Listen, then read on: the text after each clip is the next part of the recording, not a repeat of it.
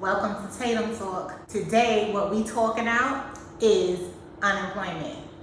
In light of yesterday was Labor Day, in light of tomorrow, this week is the last week. Most people, millions of people, will be receiving their last checks. I had an epiphany Friday. This can help some of y'all out there. Now, this video is not for everybody, but considering there's a lot of people, probably a lot of people that was in the same boat as me, I figured I should make a video about what I learned when I went to visit the unemployment office on Friday. So let's get into it. First of all, who knew you could make an appointment to go to unemployment? I did not know that. I did not know they were open for people to come in. Like, I would have been did that months ago. My benefits ended at the end of March.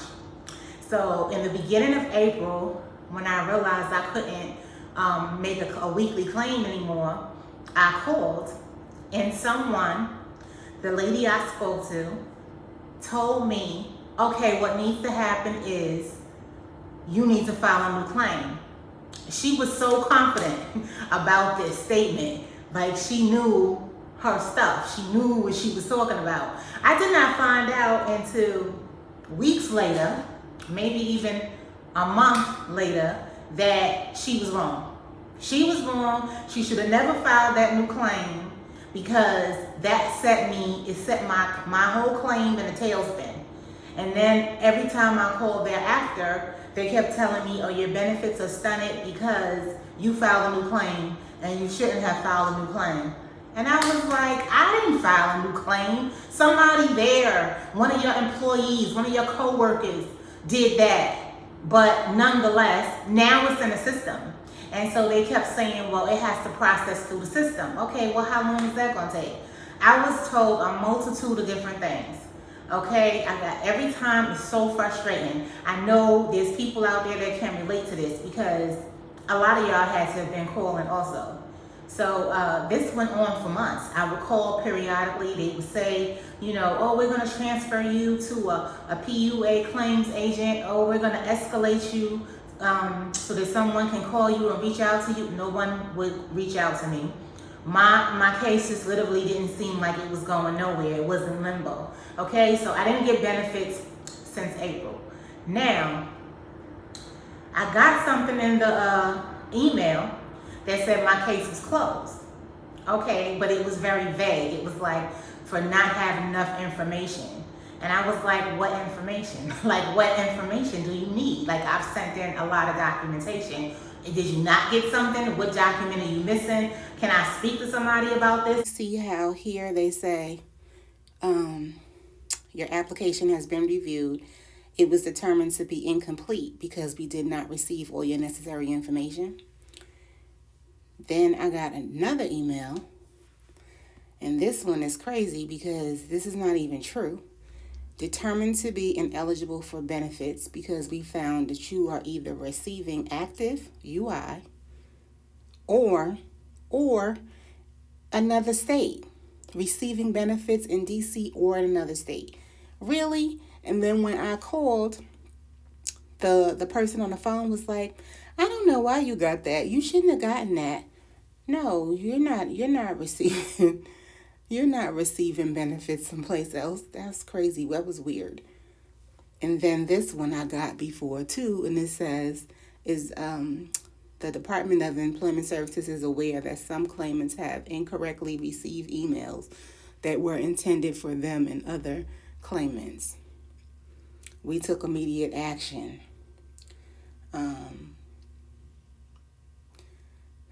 We recommend deleting the emails. That's so crazy. Like, you get so much misinformation from them.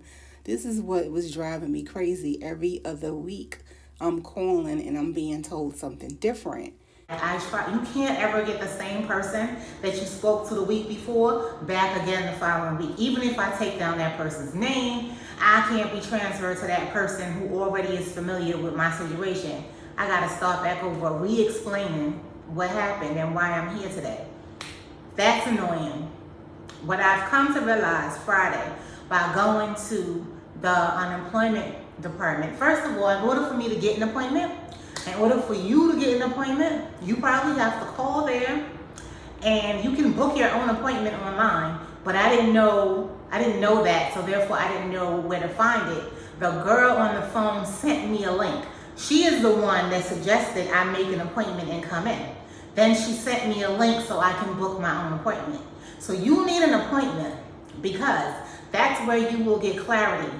The people on the phone know nothing. Those people on the phone are just frontline people who basically all they do, you know how our office is segmented by departments. The people that work there only know what's going on in their department, and that's it. They don't really understand the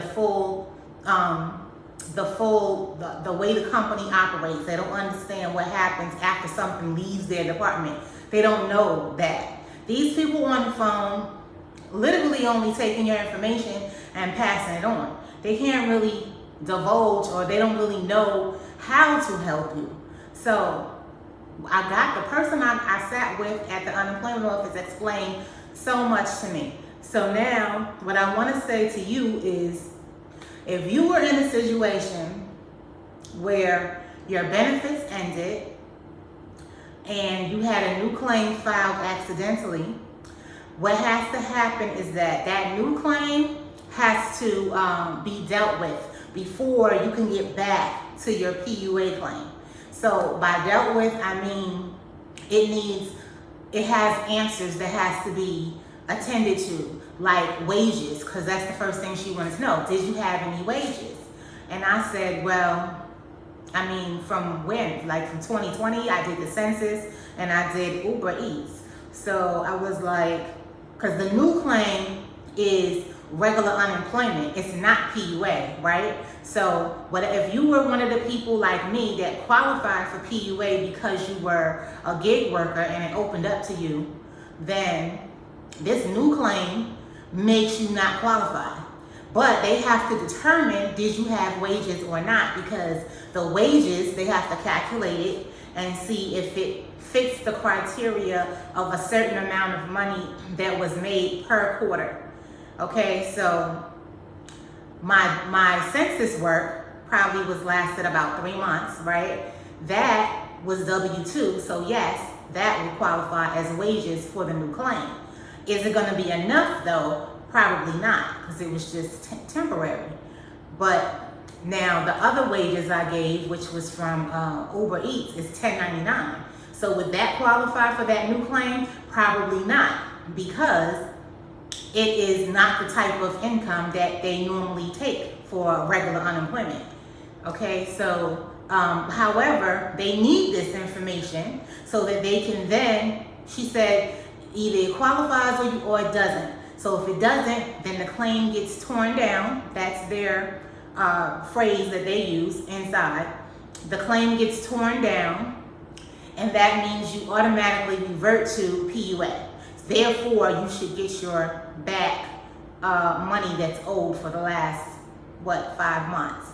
So it's still possible for you to get money that's owed to you. What you need is an appointment so that you could go in and speak to someone who is very well versed in, how the unemployment is working on the back end. Because when you're calling and you're getting somebody on the front end, trust, they can't help you. They don't know. They're not trained in this level of, goings on. They're not going to be able to help you, and they don't even know. The best thing that girl told me was to make an appointment. And I almost didn't make it. I almost didn't go because I rented my car out on Turo this past weekend for the 4 days. And so my appointment was Friday. I rented the car out 10 o'clock. My appointment was at 3. And now I had to take the train to get to the other side of town. That was a deterrent. I was like, do I even want to go? Because am I going to get any information? Am I just going to get the same information I've been getting, which is vague and ambiguous? So I made up my mind to go. And I'm glad I went because it was a worthwhile visit. Okay, so that's what you need to do. You need to make an appointment. The other thing that I learned is that, so in April, in May, they mailed me something. Not mailed, emailed me something, a form, and I had to fill out this form, right? I swear it was redundant. It asked for all the same information that I had from when I first applied for unemployment at the beginning of the pandemic in March 2020. Okay, so I just uploaded all the same information. You know, the pay stub, not the pay stubs, the pay statements that I had from Uber Eats. I uploaded all of that, and it shows the dip in pay, like the transition period of when the income changed. So that's what qualified me then. But now in May, this form was saying you had to have income from December 2019. And I was like, I didn't work in December 2019. So I don't, what does that mean? Do I not qualify? And I could never get anybody to answer that question. So Friday, what the girl said was now in September, December 2019 doesn't count because there's a look back period of quarterly, right? So in April, the amount of quarters that they count would have reverted all the way back to December 2019.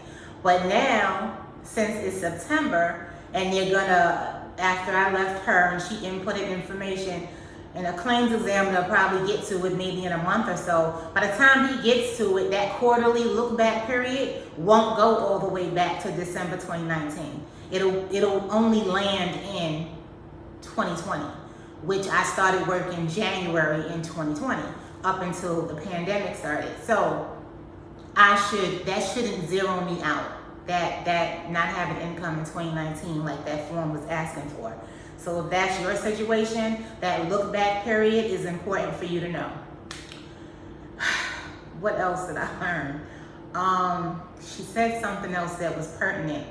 Oh, well, first of all, they did not have, okay, so in DC, that's where I'm at, there's a glitch. So I can't log in every week to do my weekly claims, not on the site.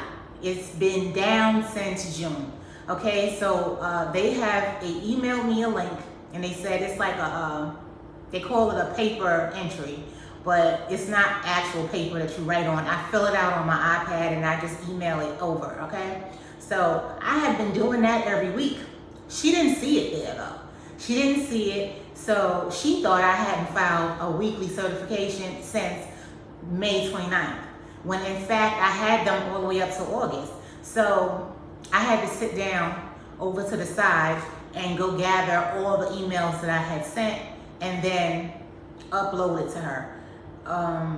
Send it to her email so that she can then upload it to the system. Okay, so if you had the same type of situation where you've been doing the manual entries, for some reason you couldn't log in anymore and do them online, you have to make sure.